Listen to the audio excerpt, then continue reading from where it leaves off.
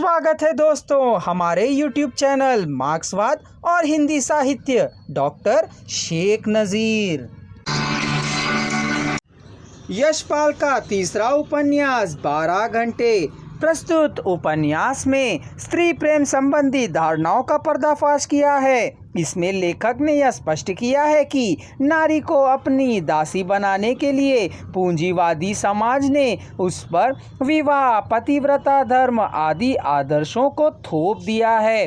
भारतीय समाज ने दो आत्माओं के संबंध को जो विवाह का नाम दिया है, उसका खंडन उपन्यासकार ने सावित्री और सत्यवान की पौराणिक गाथा से किया है। इसकी कथा संक्षेप में इस प्रकार है।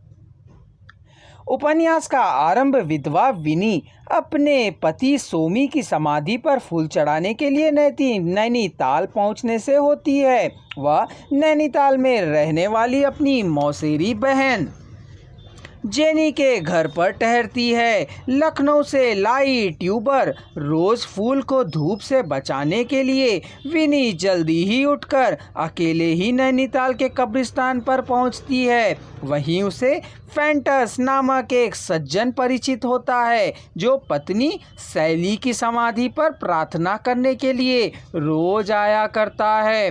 दोनों की परिस्थिति एक ही होने के नाते दोनों एक दूसरे के प्रति सहृदयता एवं सहानुभूति का भाव उत्पन्न हो जाता है। व्यथा को दूर करने के लिए वे दोनों अपनी अपनी दुख की कहानी एक दूसरे से कह लेते हैं। एक प्रकार से यह व्यथा में व्यथा का स्पर्श था, व्यथा को व्यथा का सहारा था। इसी बीच आंधी और वर्षा अधिक हो जाती है। सहृदय सज्जन फैंटम से अपनी व्यथा दूर कर लेती हुई विनी जैनी के घर जाने के बदले विवशता से फैंटम के घर पर ही ठहर जाती है।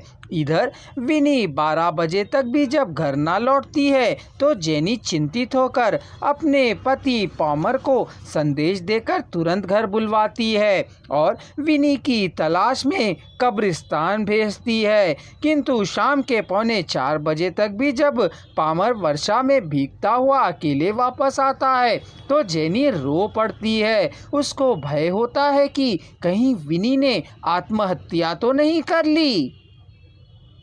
वह अपने पति से कहती है, मुझे तो लगता है वह निश्चय ही वैसे विचार से गई थी, इसीलिए किसी को साथ नहीं ले जाना चाहती थी। फूल खराब होने का तो बहाना था।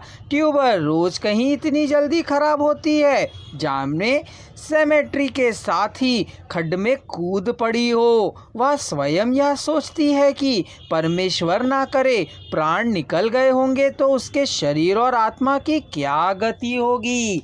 इस प्रकार विनी के बारे में कल्पना करती हुई उसकी खोज के लिए पुलिस अफसर लॉरेंस की सहायता भी लेती है, लेकिन उससे भी उसका पता नहीं मिलता है। लॉरेंस भी 8:25 पर जेनी के घर आता है और उनके सम्मुख सहानुभूति के शब्द प्रकट करता है, पर तभी फैंटम के यहाँ से विनी के सुरक्षित रहने का संदेश प्राप्त होता है तो जेनी की रूढ़िवादी परंपरा उभर कर सामने आती है और वह क्रोध में विनी की भर्त्सना इस प्रकार करती है।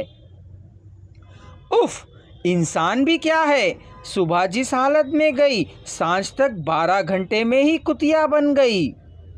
कुछ ही क्षण पहले जेनी और पॉमर विनी को करुणामयी और सहृदयता कर उसके प्रति सहानुभूति और चिंता प्रकट कर रहे थे, अब वे क्रोध और असहाय से उसकी निंदा करने लगे। वे फैंटम और विनी के परस्पर संबंध को कुत्ते कुतिया का संबंध मानते हैं और उनका व्यवहार को अनुचित, अनैतिक और असामाजिक घोषित करते हैं। विनी को घोर निंदा तथा अपमान से कलंकित करती हुई जेनी लॉरेंस से कहती है, डायन इतने दिन मर जाने की इच्छा का स्वांग करती रही और 12 घंटे में ही बह गई। सुबह 8:30 यहाँ से रोती रोती गई थी और जब संध्या 8:30 का गुल खिला दिया। भाड़ में जाए चुड़ैल।